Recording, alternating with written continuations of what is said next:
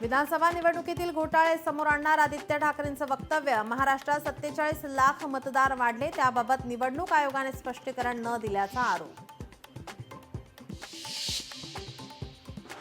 राजन साळवी आज शिवसेनेत प्रवेश करणार. ठाण्यातील आनंद आश्रम येथे पक्षप्रवेश सोहळा. राजन साळवींसोबत पदाधिकारी आणि कार्यकर्ते देखील धनुष्यबाण हाती घेणार. भाजप म्हणतं दाग अच्छे हे. ऑपरेशन टायगरवर आदित्य ठाकरेंची टीका. मंत्री धनंजय मुंडेंना परळी न्यायालयाची कारणे दाखवा नोटीस. उमेदवारी अर्ज भरताना खरी माहिती लपवल्याचा आरोप. उपमुख्यमंत्री आणि बीडचे पालकमंत्री अजित पवारांनी भाजप आमदार सुरेश धस यांची भेट टाळली आहे. धसांना अजित पवारांनी भेटीची वेळ दिली नाही, तर धस पीएच्या माध्यमातून अजित पवारांना पत्र पाठवणार.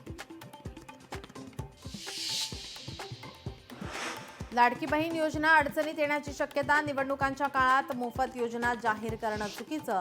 काहीही न करता लोकांना पैसे देणं अयोग्य. सुप्रीम कोर्टाचे सरकारवर ताशेरे.